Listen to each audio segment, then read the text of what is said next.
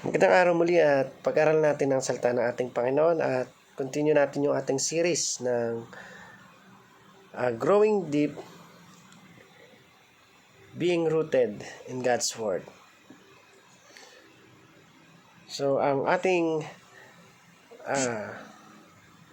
title ng topic natin ngayon ay Bakit kailangang umalis sa iyong comfort zone?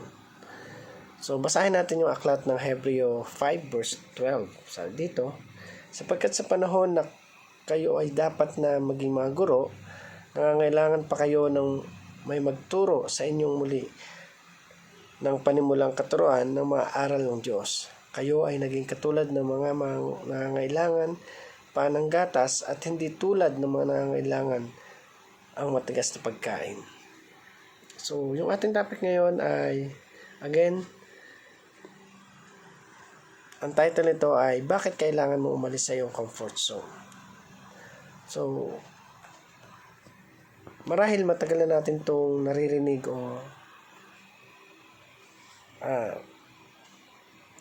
nare-realize na sa dami-dami ng mga bagay na ginagawa natin ay parang paulit-ulit na lang at wala nang changes o wala nang improvement. And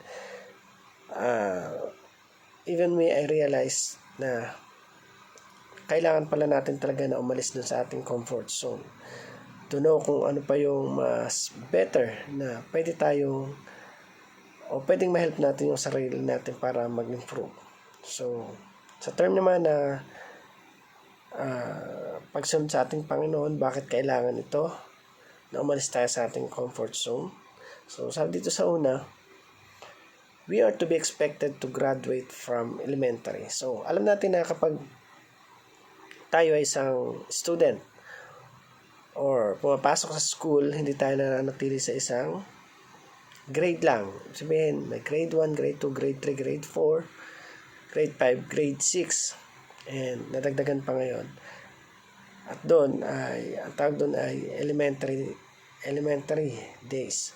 So, sabi doon, we are to be expected to graduate from elementary. So, in-expect na natin na makaalis tayo, makagraduate tayo. After nito is makapagtapos tayo ng kolehiyo. And gaano ba kahalaga yung bawat bagay na ginagawa natin para mag-improve yung sarili natin. Alam natin na every chapter ng buhay natin, sa school, sa nakakasalamuha, marami tayong natututunan, marami tayong na-adapt.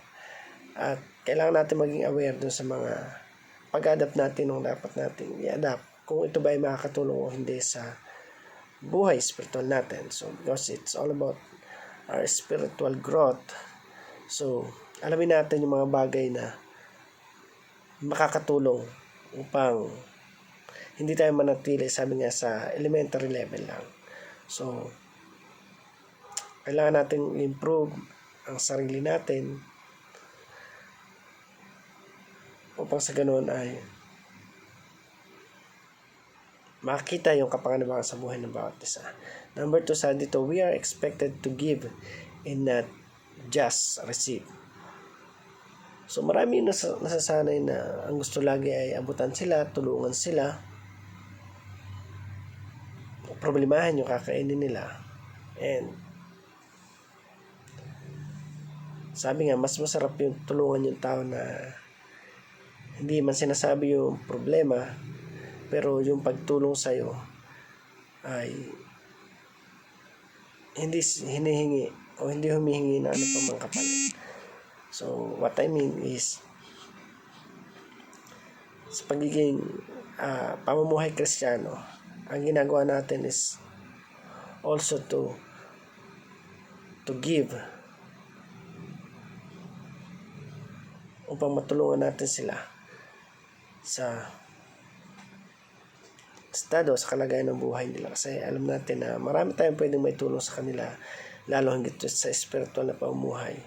So, kailangan natin na maging kapakinabangan yung buhay na mayroon tayo. Upang sa ganun, dumating man yung time na i-ask tayo ng Panginoon kung ano nagawa natin dito sa mundo. Alam natin na may nagawa tayo at may nadala tayo sa kanyang presensya. Number 3, sabi dito, we are expected to become teachers of others. Naalala ko lang na nung nasa lugar pa ako ng province namin, never ko talaga na-experience na manguna sa isang group. At hanggang sa makagraduate ako, never ko na-experience yun. Maybe I'm just a member ng school namin. But ang ganda lang nung naging twist o nung plano ng Panginoon nung dinala niya ako ng lugar ng Laguna, I experience to handle people, yung iba't ibang ugali na meron yung tao. At alam natin na hindi madali yon. Kaya expect natin na we become teachers once nasa Panginoon tayo. Makapagturo, makapagbahagi tayo ng salita ng ating Panginoon sa kanila. So, para naman po sa ating application, sabi dito, stay out of your comfort zone. So, kung may mga bagay ka man na gustong alisin ngayon, na alam mo na hindi mo mapapakinabangan, ay alisin mo na ito. At alam natin na mas maganda talaga na lumabas tayo dun sa comfort zone natin na tinatawag. Maraming mga bagay yung pinaparealize sa atin ng ating Panginoon upang matutunan natin yung mga tinuturo sa bawat isa sa atin. So, pangalawa, share whatever you receive from God. So, matuto tayo na magbalik sa ating Panginoon kung ano man yung nare-receive natin, ang hiling lang ng Panginoon. Sabi doon, 10% ng nare-receive mo ang ibabalik mo sa Kanya. Hindi niya sinabi na 90%. At hindi niya rin sinabi na mas mataas pa. So, matuto tayo na mag-share ng biyaya na binibigyan ng ating Panginoon, financially, physically, emotionally, at talagang sa spiritual, na huwag silang bitawan at magpatuloy lamang sa paglilingkod sa ating Panginoon. So, number 3 is set your mind to become teachers. So, kailangan natin na i-set yung mind natin na or sa mga teacher nagtuturo na isipin nila na this is the day na ginawa ng ating Panginoon at magiging special ang bagay na yan kung patuloy lang tayo na magkakaroon ng